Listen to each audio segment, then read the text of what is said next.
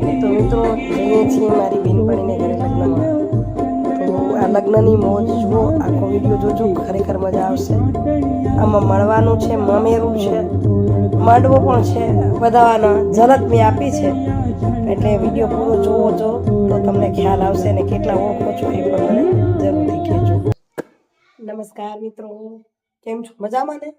સ્વાગત છે તમારું મારી YouTube channel natural life with Dina પર. મિત્રો આજે તૈયાર થઈ ગઈ છું. અત્યારે જવું છે લગ્નમાં.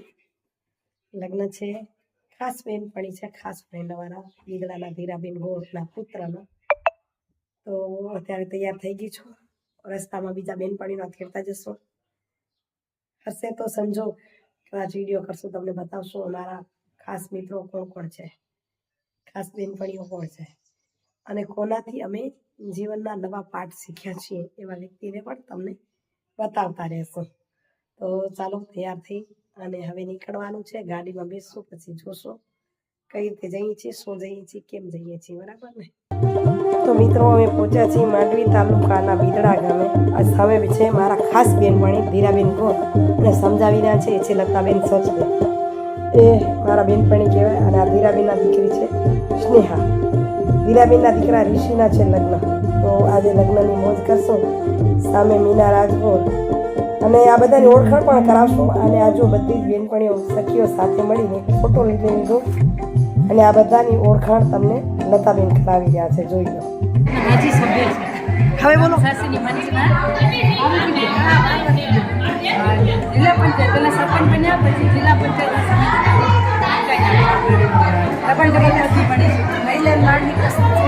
મહિલાની બાળ વિકાસ સમિતિના ચેરપર્સન. અને જો એ ખુરશી બેઠા છે ને એ અમારે બેનપણી સ્વર્ગવાસી થયાના દીકરી છે.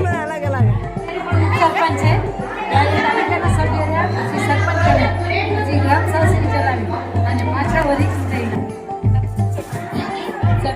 અત્યારે ઉપસરપંચ છો ને? અત્યારે ઉપસરપંચ છે. એમની કરીએ, સાચી વાત છે. ગ્રામ શાસનના પ્રમુખ છે લીલાબેન. દેસલપર માટે સરપંચ પંચાયત પાસ કરો, બધાને રૂમમાં પાડી દીધા. સૌથી સુંદર સરપંચ છે. વાકી ગામની સરસ કામ કરે એને પણ. બધા ધુરંધરો સરપંચો જ ભેગા થયા છે અહીંયા. એક સરપંચ ના કરે લગ્નમાં બીજા સરપંચો.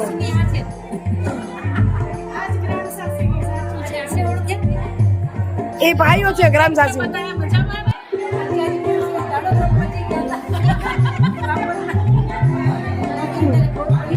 તો જે ઓળખાણ કરાવી રહ્યા છે લતાબેન મારા ગુરુ કહી શકાય, કચ્છ મહિલા વિકાસ સેક્ટરના પાયાના પથ્થર. અમે બધા આવ્યા છીએ લગ્નમાં. તો આ છે મારા બેનપણી ધીરાબેન. એ માજી સરપંચ છે. જ્યારે હું લુડવામાં સરપંચ હતી ત્યારે એ પણ સરપંચ હતા. અહીં ધીરાબેનની દીકરી સ્નેહા આસનિયું નાખે છે કે બેસીને મામેરું કરો, પણ ના, એવું નથી થતું. અહીં મામેરામાં ભત્રીજો અને ભત્રીજા બહુ મામેરું આપી રહ્યા છે. ધીરાબેનના એક પરિવારમાં અવસાન થયું હતું, એટલે એના માતાજી, એના ભાઈ ભાભી કોઈ પધાર્યા નથી. એક નાના બેન જ આવ્યા છે ને નાની બેનથી બીજા બધા નાના. પાછળ ગ્રીન સાડીમાં જે દેખાય છે આપણા ફોલોઅર્સ છે ધીરાબેનની પાછળ. હંમેશ મારા વિડીયો જુએ છે, પણ અહીં મામેરું તમે જોઈ રહ્યા છો. અલગ અલગ સમાજની અલગ અલગ રીત હોય. તો આનો માંડવો પૂર્ણ થઈ ગયો હતો, પણ સાતક બેસાડે મામેરા જેવી જ એક વિધિ હોય છે. ઘણી સમાજોમાં વિધિ હોય. સાતક જેને કે પાટીદાર સમાજમાં જે અમારી સમાજ છે એમાં માંડવો સાતક જે કાંઈ હોય એક ભેગું થઈ જાય, પછી બીજી વખત આવું કાંઈ હોતું નથી. તો અહીં મામેરું ભરવા પહેલાં વરના મમ્મી પપ્પાને એટલે ધીરાબેન અને મહેશ મહારાજને વધાવી રહ્યા છે ચાંદલો આપી. અને મામેરાની છાપ દેખાઈ રહી છે. એક છાપ ત્યાં આપી છે, સ્નેહા પાછળ આપી રહી છે, અને બીજી છાપ હમણાં જ ફરી ખોળામાં આપશે, વધાવીને આપશે. તમે વિડીયો પૂરો જોજો, અહીં તમને કેટલી બધી વિવિધતા આપીશ. અહીં બેને વધાવ્યા અને ભાઈ ભત્રીજાએ મામેરાની છાપ ધીરાબેન અને એમના હસબન્ડને હાથમાં આપી. જે કંઈ હશે કપડાં ઘરેણાં કે જે કંઈ દેવાનું મામેરામાં હશે એ જો છાપ દેખાય છે આખી ભરેલી. અને અહીં જે કંઈ રીતિ દેવાઈ જાય અને એના પછી વધાવન થશે એટલે જો એ ભત્રીજા બહુ પગે લાગ્યા. અને સામે લાલ સાડીવાળા દેખાય એમના બેન છે ભૂપાલી બેન. તો આ જો મહેશ મહારાજની બાજુમાં બનેવીની બાજુમાં ઊભા હતા અને એ કહે છે કે ફોટો એક પડાવી લઈએ તાકી પછી બધા વિખાઈ જશું, જેથી મામેરું અને ધીરાબેનનો પરિવારની દીકરી છે કે દીકરો ને વહુ છે એ બધાનું સાથે એક ફોટો લઈ લે એટલે બધા બોલાવી રહ્યા છે. પાછળ દેખાય છે એનો મોટો દીકરો સાગર, બાજુમાં સાગરના પત્ની કાજલ અને ધીરાબેન અને આખું પરિવાર.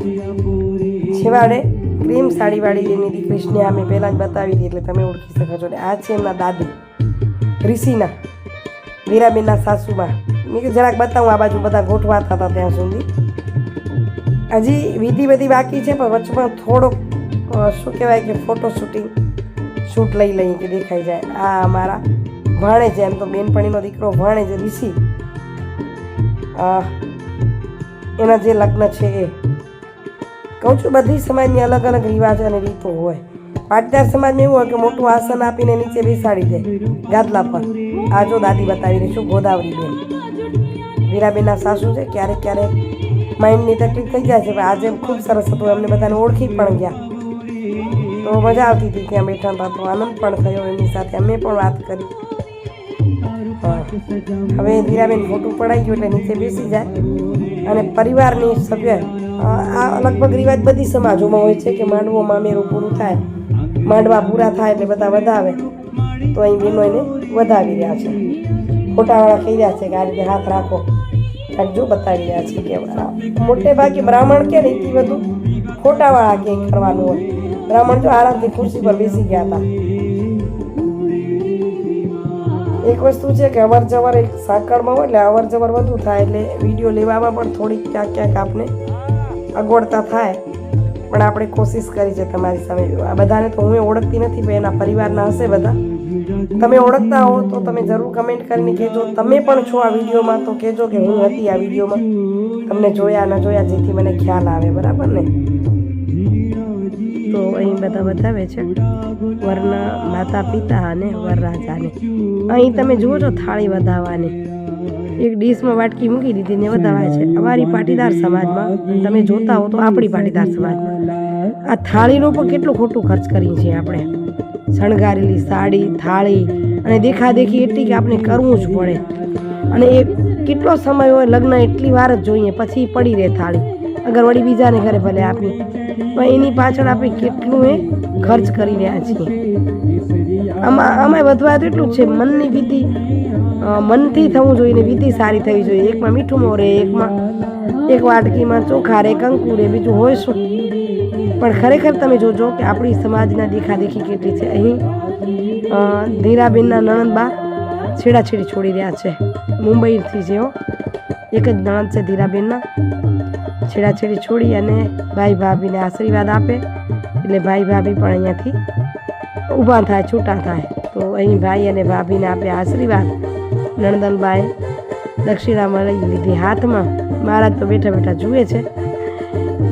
બ્રાહ્મણને ઘરે લગ્ન બ્રાહ્મણના અહીં બીજા વધાવે છે ને ધીરાબેન કે હું વધાવી લઉં મારા દીકરાને. જ્યારે મા વધાવવા બેસે ને ત્યારે એ આનંદ અનેરો હોય. માતાના જન્મ વખતે જે આનંદ છે ને એથી વિશેષ પરણાવા વખતેનો આનંદ છે. સાચું છે ને? તો ધીરાબેન બેસીને જ વધાવી રહ્યા છે અને આ રીત મને બહુ ગમે, કારણ કે ઊભા રહીને વધાવેમાં પીઠ દેખાય. આ જો કેટલું સરસ દેખાઈ રહ્યું છે સીન મા દીકરાનું બંનેનું. અને લાડે કોડે ઋષિ કુમારને પરણાવે છે. માતાજી ધીરાબેન વધાવી રહ્યા છે. માનો પ્રેમ જો અહીં દેખાણો ને. અને વધાવી નાળિયેર લીધું હાથમાંથી તાકી ઊભો થાય દીકરો અને અહીંથી છૂટું થાય. અમે તો જમી આવ્યા હતા અને ધીરાબેન અને પરિવારના સગા સંબંધી જ બાકી છે, કારણ કે જમવાનું વહેલું ચાલુ કરી દીધું હતું. તો આજનો આ વિડીયો તમારી સામે મૂક્યો છે. આજની વિધિ વિધાન તમને કેવા લાગ્યા એ જરૂરથી કહેવાના છે હો. તો મિત્રો ધીરાબેનના ઘરે લગ્ન પતાવી આવે અમારા બેનપણી ધીરાબેન ગોરના ઘરે. આજનો વિડીયો કેવો લાગ્યો આશા રાખું છું કે ગમ્યો હશે. મામેરાની મોજ થોડીક એમને ત્યાં ઝાંખી થઈ ગઈ, કારણ કે ધીરાબેનના કાકા ઓફ થઈ ગયા હતા એટલે વડીલ કોઈ તો મામેરે હતા નહીં. છતાં એ લગ્ન છે અને અમારી બેનપણીના ઘરનો પ્રસંગ તમને કેવો લાગ્યો. આશા રાખું છું કે ગમ્યો હશે. ગમ્યો તો લાઈક કરજો, શેર કરજો. એટલા માટે શેર કરજો કે અન્ય સમાજના જે રિવાજો છે, અલગ અલગ સમાજો સાથે આપણે હોઈએ ત્યારે એકબીજા સાથે જાણી શકીએ. બરાબર ને? તમારી મિત્ર મંડળ કયો કે બેનપણીઓ કયો કે એકબીજાના સખા કયો, એ બધી બેનપણીની પણ તમને ઓળખ કરાવી. બરાબર? અહીં વિડીયોનું કરશું એન્ડિંગ. ફરી મળી છે આવા જ સરસ વિડીયો સાથે. ત્યાં સુધી આપ સૌને જય શ્રી કૃષ્ણ, જય જય ગરુડ, જય ભારત અને જય હિન્દ. આવજો મિત્રો, બાય બાય.